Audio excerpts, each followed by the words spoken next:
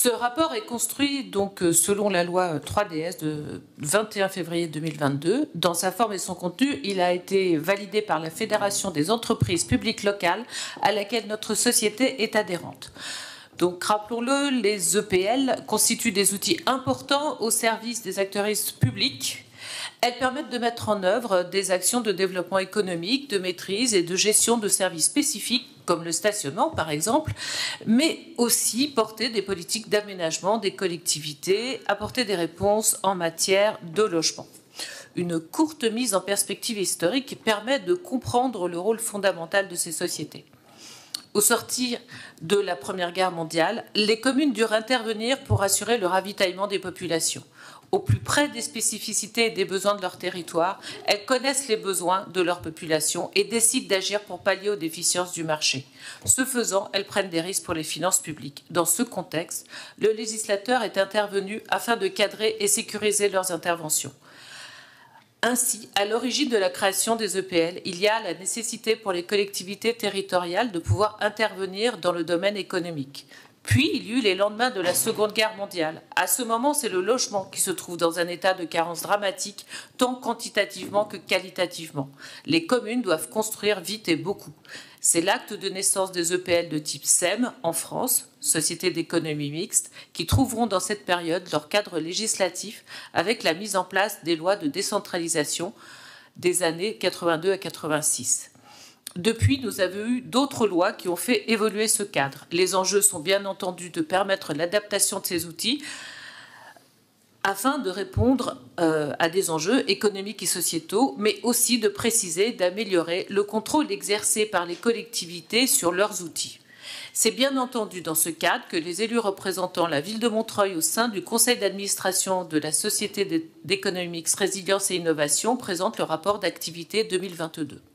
En premier lieu, le fait majeur de cet exercice 2022 est l'évolution importante de gouvernance puisque Est Ensemble est entré dans le conseil d'administration de la SEM. 2022 a également vu la création d'une société publique locale, la SPL Résilience et Innovation. Ces deux structures constituent ainsi un groupe au service des politiques locales. La SEM et la SPL ont le même président et la même directrice générale. La SEM-RI, Résilience et Innovation, est issue de la SEMIMO, SEM historique de notre ville créée en 62. L'évolution de la SEMIMO en SEM Résilience et Innovation n'est pas une affaire de toilettage de marque, mais bien la matérialisation de la volonté partagée de notre ville et de notre établissement public territorial Est Ensemble de répondre à notre échelle aux graves problèmes posés par le changement climatique. Il s'agit donc de porter des opérations et actions comme la rénovation énergétique des bâtiments, la redynamisation commerciale des quartiers, la réduction de la place de la voiture en ville. La création nécessaire de la SPL au cadre juridique spécifique, loin d'être une difficulté, constitue une opportunité de mieux délimiter et de clarifier les champs d'intervention et d'action de chaque structure. Pour nous accompagner, dans le cadre de la Société d'économie mixte, nous nous sommes appuyés sur une étude élaborée par la CET, organisme spécialisé, qui a réalisé un diagnostic étayé de la situation et des opportunités. En conséquence, la SEM-RI se recentre sur des missions d'investisseurs et de création de partenariats. La SPL est l'opérateur privilégié du territoire pour réaliser et porter des études et opérations d'aménagement en particulier. Aujourd'hui, notre SEM-RI, c'est donc une structure au capital à 80% public, dont 70% Ville de Montreuil, 10% Est Ensemble, des activités de gestion patrimoniale de locaux d'activité et du parking de la Croix-de-Chavaux, des activités recentrées sur la gestion pour autrui. Les contrats d'affermage et la gestion des lots dans l'hôtel industriel Mosinor sont en cours de transfert à la SPL, cette structure étant plus adaptée à cette activité de gestion de l'eau. Cette perte d'activité pour la SEM Résilience et Innovation présente temporairement quelques difficultés dans les résultats pour l'année 2022. En effet, 2022 présente un déficit important qui s'élève à 275 335,12 €. Il résulte du déficit structurel du parking de la Croix-de-Chavaux, de changements dans les effectifs de la SEM. La SEM a compté 3 départs, dont 2 départs à la retraite. À l'échelle d'une structure modeste en matière d'effectifs, cela a un impact sur les frais RH. Par ailleurs, la SEM a fait l'objet d'une demande de rattrapage par l'administration fiscale d'une taxe sur 3 ans. C'est celle-ci qui fait l'objet d'une demande de recours de recours gracieux, mais dans le même temps, il est nécessaire de provisionner la somme qui impacte donc le bilan. Cette situation déficitaire doit être regardée dans le contexte financier général de la SEM. En effet, la SEM dispose d'un capital de 1,6 million d'euros, auquel il faut ajouter près de 2,3 millions d'euros de réserves. Au total, la SEM dispose de 4 millions d'euros de fonds propres. Elle n'est donc pas en difficulté et peut sereinement aborder de front son projet de développement et de nouvelles missions. Celle-ci s'oriente sur au moins 3 axes: la mise en œuvre d'une politique publique patrimoniale et partenariale avec des tiers. La SEMRI souhaite réaliser des opérations de copromotion, le développement de l'activité de syndic de copropriété, à l'instar de celui du centre commercial de la Croix-de-Chavaux et de Mosinor, mise en œuvre d'une politique d'aide et de développement commercial. Comme l'exercent d'autres structures identiques, nous travaillons sur l'identification de rez-de-chaussée commerciaux existants ou à créer que la SEM pourra acquérir, porter et gérer. Il s'agit, comme cela se fait déjà dans d'autres collectivités, non seulement de développer l'activité commerciale dans des secteurs mal équipés, mais aussi de permettre une diversification de ce tissu commercial. Pour 2023, les perspectives sont plus optimistes grâce à, en particulier, une gestion plus efficace du parking et l'amélioration de son attractivité.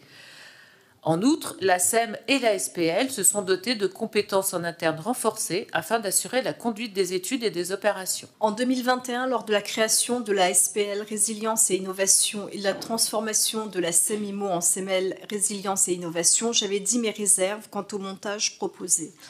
Le rapport 2022 de l'ex-SEMIMO qui nous est présenté ce soir confirme de mon point de vue ces réserves. Même si le rapport affirme que l'ex-SEMIMO va bien, je note qu'en 2022, son activité est déficitaire à hauteur de 275 335 € et que les orientations stratégiques affichées ne permettent pas d'être optimistes. En effet, on apprend qu'à partir de 2023, donc l'ex-SEMIMO va perdre au profit de la SPL la part la plus lucrative de son activité, à savoir la gestion des lots appartenant à la ville dans Mosinor. On apprend par ailleurs que vous souhaitez développer l'activité de l'ex-SEMIMO autour de 4 axes stratégiques, dont notamment des partenariats immobiliers en copromotion ou encore une activité de gestion immobilière patrimoniale par le portage de commerce. Montreuil a eu dans un passé pas si lointain un certain nombre de sociétés d'économie mixte intervenant dans l'aménagement et la gestion du développement de la ville. La SEMIMO, d'ailleurs créée en 1962, est un des restes de cette époque. Je pense qu'il est toujours utile de relire les rapports de la Chambre régionale des comptes de 2007 ou encore celui de 2013 pour se remémorer les conséquences de la gestion de ces sociétés sur les finances de la ville. La ville de Montreuil a payé et paye encore un lourd tribut. La gestion hasardeuse de la SEMIMO a coûté 40,4 millions d'euros à Montreuil et cette perte, il ne faut pas en parler qu'au passé car nous la payons encore aujourd'hui. En effet, jusqu'en 2029, la ville doit consacrer donc chaque année 2,7 millions d'euros à l'amortissement de ses créances irrécouvrables sur la SEMIMO. La répétition de l'histoire n'est effectivement pas une certitude, mais malheureusement, la grande opacité qui entoure la gestion actuelle des affaires de la ville ne permet pas d'avoir l'assurance d'un changement de pratique, bien au contraire. Il suffit de relire le dernier rapport de la Chambre régionale des comptes pour comprendre que les pratiques qui ont conduit à l'absence d'amortissement de la créance SEMIMO, devenue irrécouvrable, sont toujours en vigueur, puisque la ville n'a toujours pas de politique de provisionnement des risques et charges. Il est dangereux aujourd'hui encore, comme il l'était hier, de démembrer la gestion lorsqu'on n'a pas la capacité d'avoir une politique claire de couverture des risques encourus par la commune. Je conclurai mon propos en soulignant le fait que le montage que vous avez choisi et qui superpose aujourd'hui l'ex-SEMIMO et la SPL ajoute de l'opacité à l'opacité. On a 2 structures dont on a du mal en réalité à identifier les périmètres respectifs, 2 entités avec le même président, en l'occurrence le premier adjoint, et la même directrice générale. On a des refacturations de charges sans bien comprendre les clés de répartition. Bref, les intérêts s'entremêlent et tout cela ajoute à la grande opacité de la conduite des affaires de la ville. Je vous remercie. L'impression quand même qu'on a, c'est qu'il y a une extinction, enfin, ce qui pourrait ressembler à une extinction progressive de l'activité de la SEM, avec un basculement vers la SPL. Est-ce que ça signifie que plutôt que transformer la SEM en SPL, il y a une période transitoire de fonctionnement parallèle des 2 entités, mais qu'à terme, l'objectif et de ne garder que la SPL. Sur ce rapport de la SEM et de la SPL, sur l'autre délibération, pour dire qu'effectivement ces deux outils sont des outils qui nous paraissent utiles au service du territoire et pour accompagner les politiques publiques qui sont notamment sur les nouvelles thématiques comme le développement durable, le développement de logement et aussi particulièrement sur la politique commerciale. Cette restructuration un peu importante de cet outil qui existe depuis des années, qui est la SEMIMO, va permettre aussi d'approfondir certains sujets, et notamment ce sujet de portage de commerce est indispensable pour nos villes aujourd'hui et nous permet notamment dans la maîtrise foncière qui est de plus en plus compliquée d'avoir, pour installer cette vitalité commerciale et cette revitalisation commerciale et la maintenir au cœur de ville, une nécessaire maîtrise publique sur certains locaux pour pouvoir implanter des commerces qui n'existent pas aujourd'hui. Il pourrait être intéressant par ailleurs notamment de développer l'actionnariat sur ce sujet-là, notamment avec la Caisse des dépôts qui aujourd'hui investit particulièrement dans ce type d'activité, dans ce type de SEM. On sait que la métropole du Grand Paris aujourd'hui, via une foncière commerciale, investit là-dessus, mais il me paraît important d'agir au plus près des territoires et de maintenir ces activités-là là-dessus. Sincèrement, on ne voit effectivement pas pourquoi on éteindrait la SEM, et c'est exactement, en fait, je voudrais dire que la réponse a été portée très clairement par M. Delaunay, parce qu'il est effectivement nécessaire de développer une activité de foncière et de portage commercial pour soutenir notre tissu.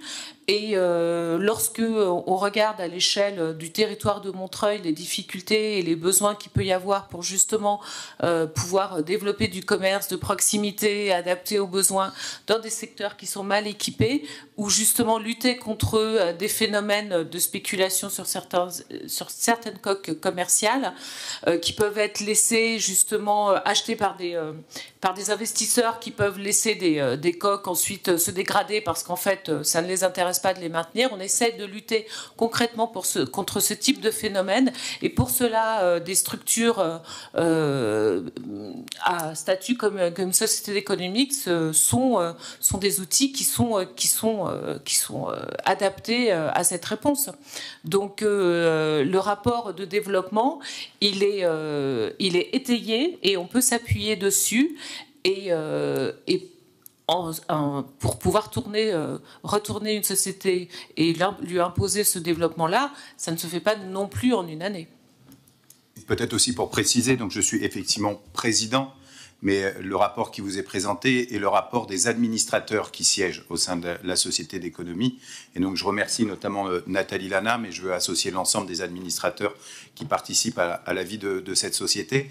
Simplement dire que historiquement, en tous les cas, moi depuis que je suis élu en 2008, et notamment dans la mandature où nous n'étions pas dans la majorité, la gouvernance de la SEM, SEMIMO, c'est toujours fait sur la base d'un travail consensuel et d'un travail transparent. Je pense notamment à l'époque où Catherine Pilon a été présidente et avait eu à cœur justement de mettre en place les systèmes de gouvernance qui permettent de ne pas tomber dans les travers qui ont pu être ceux du début des années 2000 auxquels vous avez fait référence. La deuxième chose, c'est que parce que justement c'est un outil qui fonctionne, parce que, et l'étude, contrairement à ce qui a été dit, qui a été réalisée non pas par nous-mêmes, mais qui est le fruit du travail de la Caisse des dépôts et consignations et la Banque du Territoire, atteste de la bonne santé financière de cette société d'économie. Donc j'entends que quand on est dans l'opposition, on essaye de faire peur, d'agiter les inquiétudes, de faire croire à une opacité. Ce document, je pourrais vous le transmettre puisqu'il est public. Certains membres de l'opposition qui sont représentés dans le conseil d'administration en ont déjà la connaissance et qui attestent de cette solidité de notre société, mais qui devait impérativement, puisqu'elle est sur des champs d'activité qui concernent également les compétences du territoire d'Est Ensemble, créer les conditions de son ouverture au territoire, ce qui a amené effectivement le territoire d'Est Ensemble à entrer au capital, ainsi que nos actionnaires historiques, qui sont des actionnaires privés. Je pense notamment à l'OGIREP, qui est membre de notre société, pour participer à son développement. Et Nathalie a eu l'occasion de vous préciser que sur la base d'une expertise que nous avons déjà et qui est reconnue, je pense notamment à la question des commerces au travers de la maîtrise de quelques cellules commerciales autour du centre commercial de la Croix-de-Chavaux, et sur la base de la mission qui est celle de Frédéric Molossi, en lien avec la CMAS, dont il a d'ailleurs été question tout à l'heure, c'est de développer cette question de la maîtrise du développement de l'offre commerciale, d'essayer de l'organiser, de la structurer, d'éviter ce que le marché privé, on le voit sur la ZAC Boissière-Acacia, où quand on est sur des investisseurs privés, ils n'ont pas la même attention, je crois, que la puissance publique pour attirer des commerces de qualité. Donc c'est bien ce travail que nous entendons mener et développer. Et ça, c'est le rôle d'une SEM, ce n'est pas le rôle d'une SPL. Donc les outils sont complémentaires. Et dernier point, monsieur le maire, on n'a pas inventé le fil à couper le beurre en faisant ça. Toutes les SEM ou toutes les SPL actuelles sont le plus souvent adossées initialement à une SEM. Il y a la SEMIP, par exemple, avec la SEM Ensemble. Il y a Sequano. Bref, vous sollicitez la Fédération des EPL et ils vous fourniront la liste de toutes ces SEM et SPL qui, justement, mutualisent pour éviter la gabegie de l'argent public et qui mutualisent les moyens au service des collectivités. Donc, je prendrai acte de cette délibération-là. Et je remercie pour les réponses qui ont été apportées. Mais comme vient de le dire Gaylor Le Shaker, il y a des adossements, effectivement, enfin des SPL qui sont créés adossés sur des SEM initialement. C'est ce que vous venez de dire, monsieur le Premier adjoint. Vous avez dit qui initialement sont adossés, et puis parfois la SEM disparaît et on ne garde que la SPL. J'ai compris que ce n'était pas ce qui était prévu là. J'ai compris qu'il y aurait une spécialisation en fait différente des deux organismes. J'ai compris, vous l'avez expliqué à l'instant, donc très bien. Parfait, merci beaucoup. Donc nous prenons acte de la présentation de ce rapport et donc je vous passe la parole, Gaylor Le Shaker, pour la présentation du rapport des administrateurs, cette fois de la SPL.